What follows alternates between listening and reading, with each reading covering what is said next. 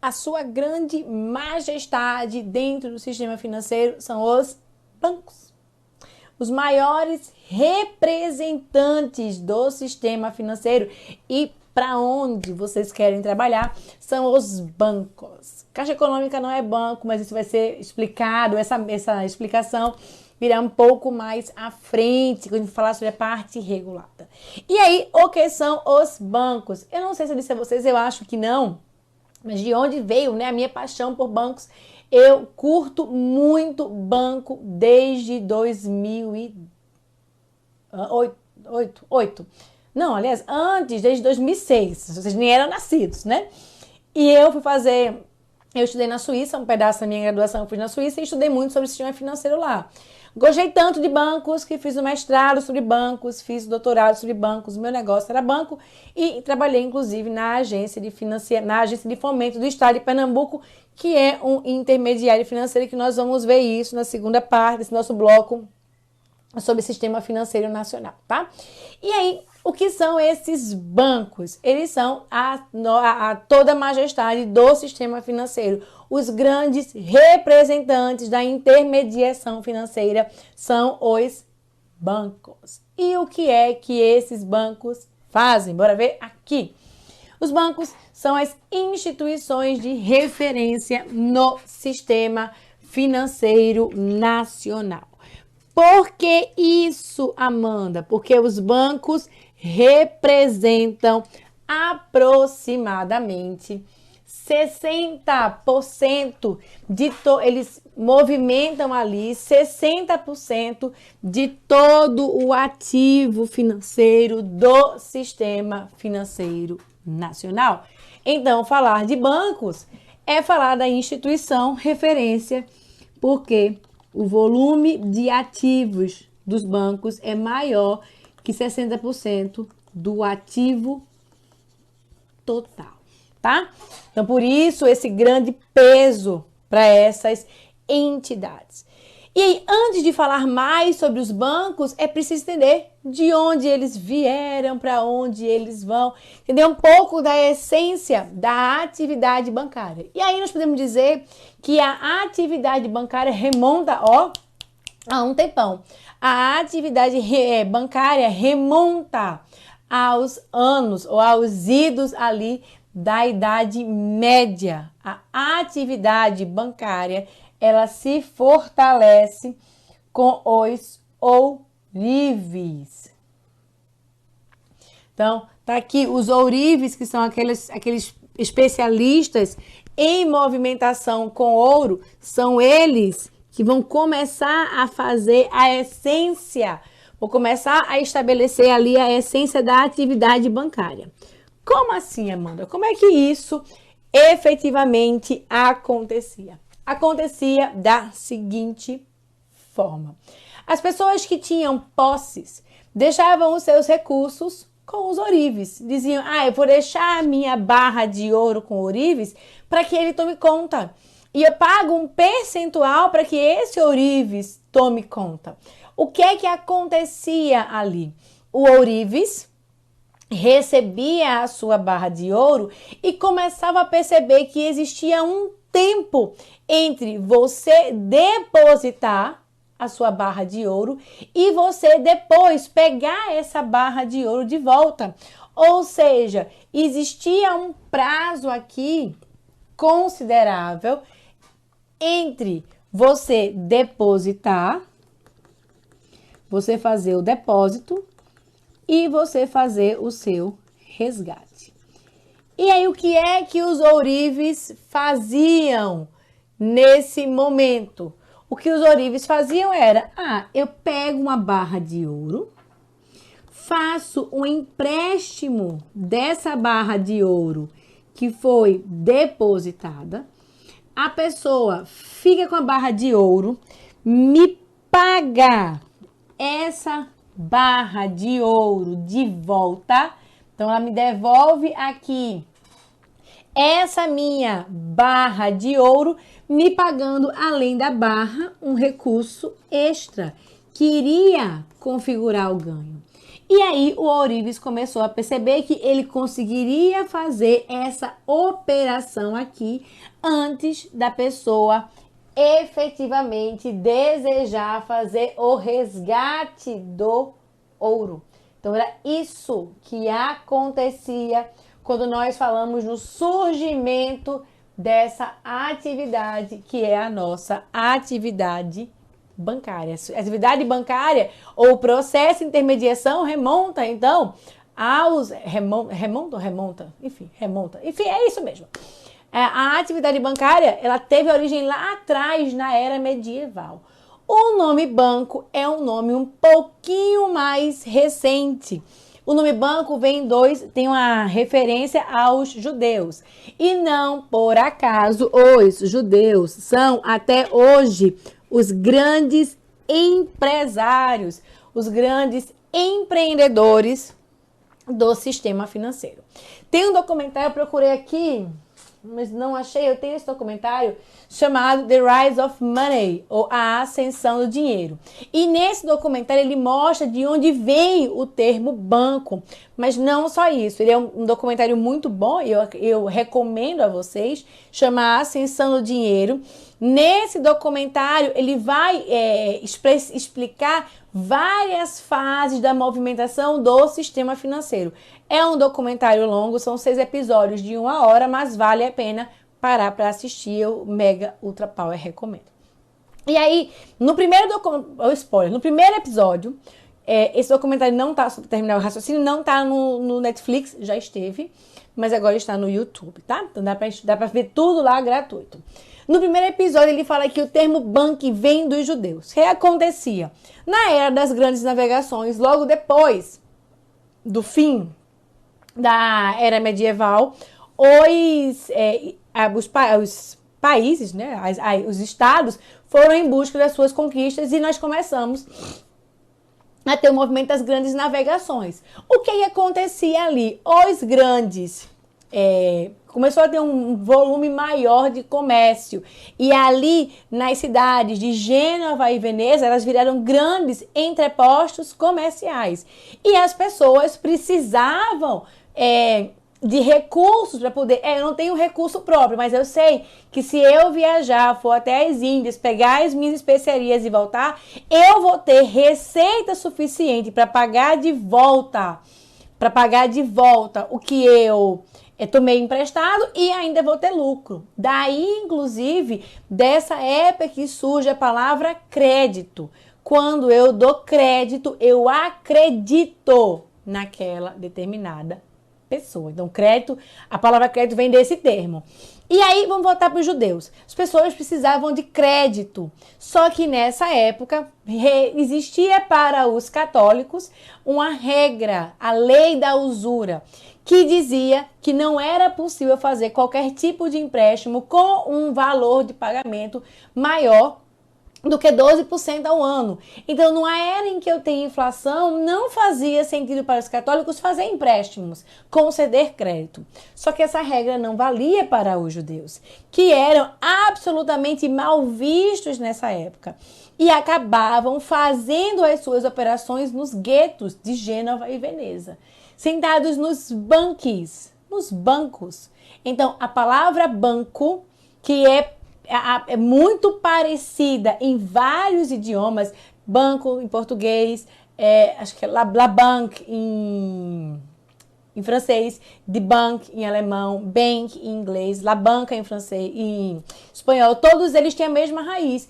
A palavra banco surge do banco, que os judeus sentavam para poder fazer as suas operações de crédito. Por isso que até hoje o sistema financeiro global é dominado pelos judeus, porque lá atrás eram eles que faziam as grandes trocas financeiras e começaram a formar os seus enormes impérios. Hoje no Brasil, um dos homens mais ricos do mundo é o dono do Banco Safra, que é o sobrenome de uma família judia, tá? Então, banco surge, a sua operação surge com os ourives e o seu nome vem com os judeus. Os bancos ganham dinheiro.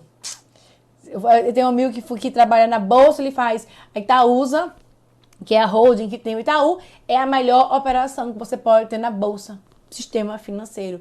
Quando tá ruim pro sistema financeiro, quando tá ruim pro mundo, tá bom pro sistema financeiro, quando tá bom pro mundo, tá melhor ainda pro sistema financeiro. É um sistema muito sólido, eles ganham muito dinheiro, principalmente aqui no Brasil, que tem um sistema financeiro bastante sólido. Mas como é que eles ganham dinheiro? Quais são os ganhos dos intermediários financeiros? E aí, vamos ver isso aqui.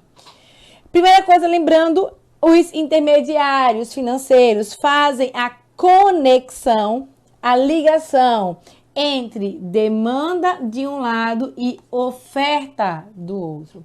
Então, eu tenho aqui aquela conexão entre demanda e oferta. Como é que ele faz essa oferta? Ele busca fazer a captação de recursos. Lembra sempre com os nossos agentes econômicos. Com os nossos agentes econômicos superavitários. E do outro lado vai fazer a aplicação de recursos. E a aplicação de recursos será feita emprestando recursos aos agentes econômicos deficitários. Então, tá aqui essa operação. E essa operação de captação e de aplicação de recursos, nós já sabemos, mas não custa reforçar, vai ser feita através do uso de instrumentos específicos, instrumentos financeiros específicos. Qual é o ganho dos intermediários? Nós já vimos, mas não custa reforçar. Os intermediários financeiros ganham com a diferença entre a taxa de aplicação dos recursos, que é quando o intermediário financeiro empresta recurso para o agente econômico deficitário, uma taxa maior, e do que ele paga para os agentes econômicos superavitários, chamada de taxa de captação. Essa diferença, a diferença entre a taxa de aplicação e a taxa de captação, essa diferença é o ganho do banco. Essa diferença é chamada de spread bancário. Tá aqui o meu spread bancário. Ele é uma função dos custos administrativos e tributários. Ele é uma função dos custos administrativos e dos custos tributários também, e vai se referir aos riscos financeiros, mas esse spread bancário vai ser uma função, ou vai ser a diferença entre o custo, aliás, o ganho, ou a taxa, melhor, a taxa de aplicação menos a taxa de captação. Esse ganho aqui é o spread bancário, é o ganho que os intermediários possuem. E aí, nessa época agora de Covid-19, quer dizer que os intermediários estão ganhando menos? Não, quer dizer que eles estão pagando menos. Porque como essa taxa de captação, e nós vamos reforçar isso, está ancorada na nossa taxa básica de juros, e ela hoje é uma taxa de 2% ao ano, o que eu terei é que esses intermediários financeiros estão ganhando bastante dinheiro, porque o risco aumentou, então aumentou o volume o valor da taxa de aplicação e aumentou e diminuiu a taxa de captação, porque todo mundo pagando muito mal por conta da Covid-19. E aqui eu tenho um exemplo, isso aqui é do Banco do Brasil, um exemplo em que se estava para fazer uma aplicação, para o banco pagar, para o banco aplicar R$16.085, a pessoa pagava uma taxa de juros de 4,99% ao mês, o que era equivalente a uma taxa de 82,26 ao ano. E aí, isso é absolutamente extraordinário. Imagina você ter um retorno de 82,25% ao ano. É uma taxa incrivelmente maravilhosa. É essa taxa que a gente tem aqui, uma taxa extraordinária. E é dessa forma que os bancos têm a sua receita, o seu faturamento. Significa dizer que um banco que tem um bom spread é um banco que tem lucro? A pergunta é, o spread gera sempre lucro positivo? E a resposta é não. Eu posso ter um spread muito alto, um ganho muito alto, mas uma estrutura de custos absolutamente gigantescas, e aí eu posso acabar o meu exercício, na verdade, tendo prejuízo ao invés de ter lucro. Isso pode sim acontecer. Acontece com frequência? Não. Os bancos normalmente são lucrativos, mas ter spread não significa dizer que eu tenho garantias de que eu vou ter lucro, tá? Isso é importante que a gente compreenda. O que eu falei a vocês lá no nosso bloco passado, que eu tenho dentro de cada mercado, vamos só arrumar isso.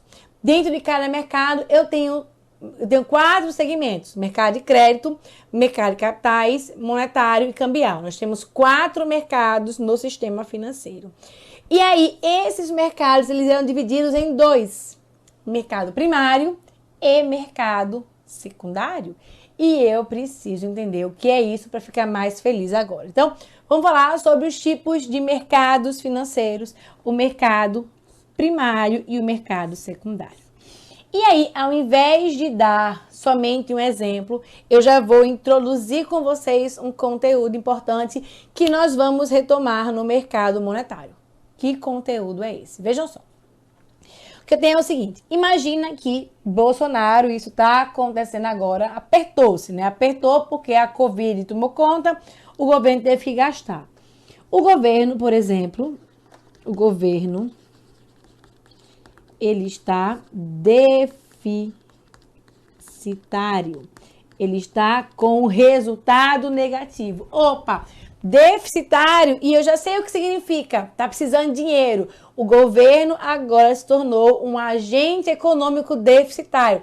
Tá precisando arrecadar dinheiro. Sim. Como é que acontece para o caso do governo? O governo precisa de dinheiro, vai emitir instrumentos financeiros para que nós possamos emprestar dinheiro para o governo. No nosso caso, o governo não vai fazer isso via banco, mas vai fazer isso via um sistema específico. A gente vai maturar melhor isso aqui. O que acontece? O governo faz, eu preciso de dinheiro porque eu estou deficitário. O governo vai lá e faz emissão de instrumentos, emissão aqui de instrumentos financeiros. E que instrumentos financeiros são esses? O governo vai fazer a emissão de títulos públicos.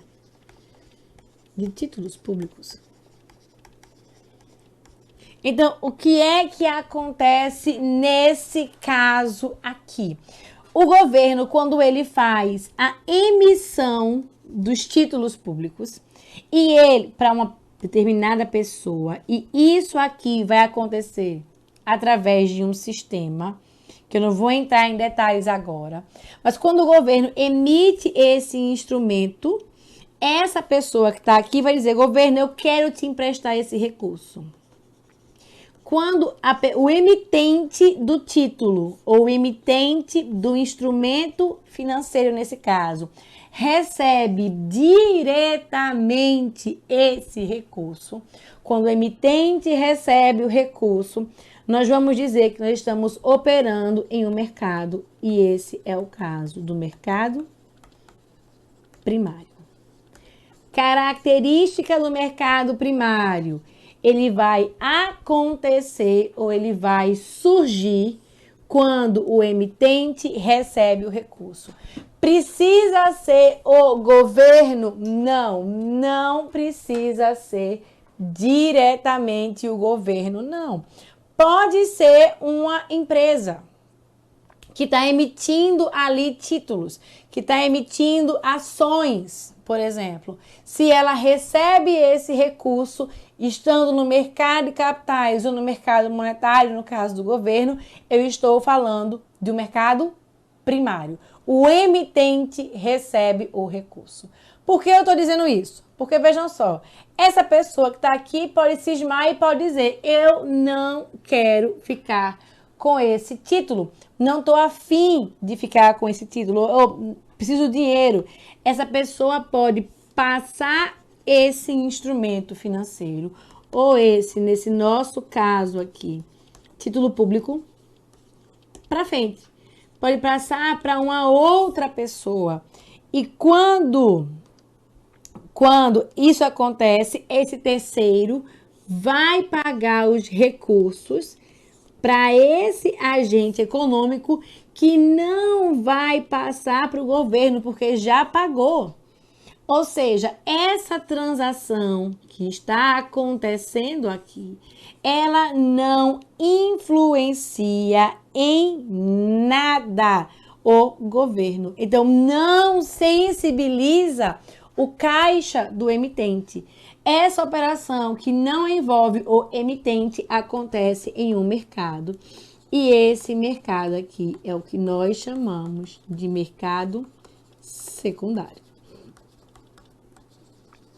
Então, o que é o meu mercado secundário? O mercado secundário acontece quando os agentes transacionam os títulos ou os instrumentos financeiros e eu não tenho o emitente sendo beneficiado com essa operação. Ah, isso só acontece no governo, Amanda? Não, isso acontece o tempo todo na Bolsa. As empresas emitem as ações, mas aquelas transações que nós vemos todos os dias, o dia todo, não são beneficiadas pelas empresas. Aquelas ações que acontecem, elas só beneficiam os agentes que estão comprando e vendendo. E aí, nesse caso, boa parte das ações da Bolsa se referem às ações, boa parte das transações que acontecem na Bolsa se referem a transações de mercado secundário. Tem ação de mercado primário? Sim, quando eu faço um IPO, quando eu faço uma OPA, aí eu faço a operação mercado primário. Mas, via de regra, se não tem nenhuma empresa abrindo capital naquele dia, todas aquelas transações que estão acontecendo ali são transações de mercado secundário. Só tem operação de mercado secundário sendo realizada. Então, tá aqui a nossa concepção sobre mercado primário e mercado secundário também. Mercado primário e o emissor recebe recursos, o mercado secundário, ele não recebe recursos. Dentro desse processo de transações, dentro dessa movimentação das transações que acontecem dentro do mercado financeiro, de forma ampla, essas transações envolvem riscos. E é importante compreender esses riscos dentro do mercado financeiro. E aí a gente começa a observar isso através dos riscos da intermediação financeira. Hoje vamos ter duas classes de riscos. Um risco associado aos instrumentos financeiros, que são os riscos de liquidez, os riscos de crédito e o risco de mercado. E eu tenho ainda riscos associados ou inerentes à atividade. E nesse caso aqui, nós vamos ter que, quando for inerente à atividade, eu tenho um risco de liquidez e eu tenho ainda o risco operacional. Então, tá aí a nossa definição de riscos para que a gente possa compreender.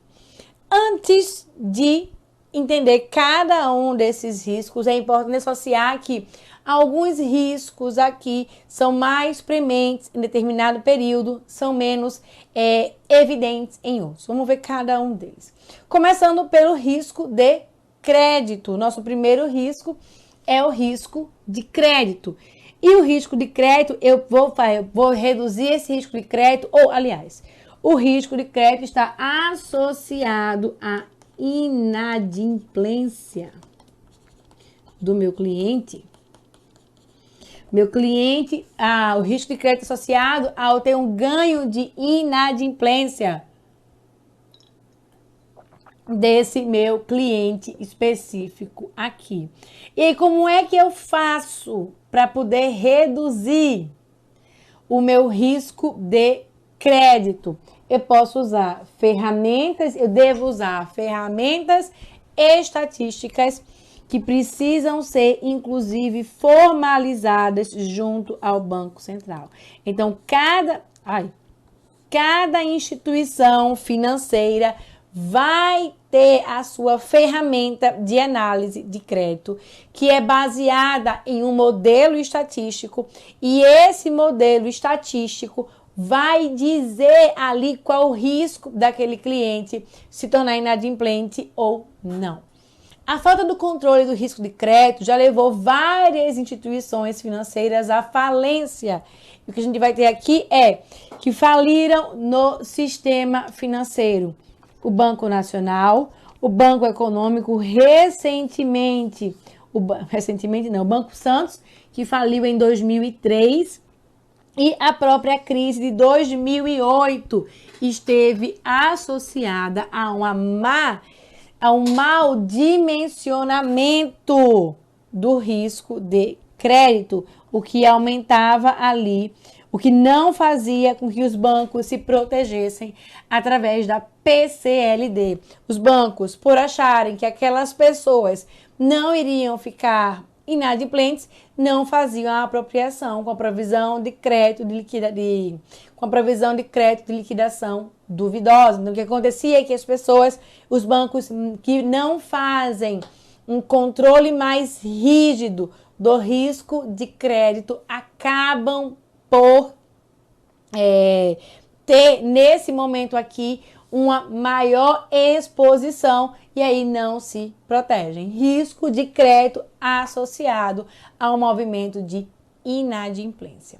Eu tenho ainda um outro risco associado, que é o risco de mercado, que é aqui não está associado a uma operação de crédito em específico. O risco de crédito está associado a uma forte oscilação do mercado.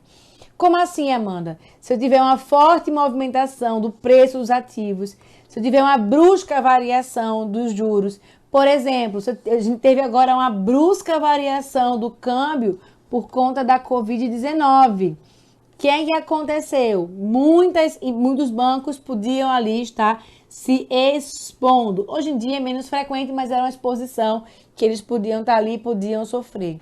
Além disso, variação de preços das ações e por aí vai. Quando eu falo em termos de risco de mercado, eu estou falando aqui em termos de riscos associados ao cenário econômico.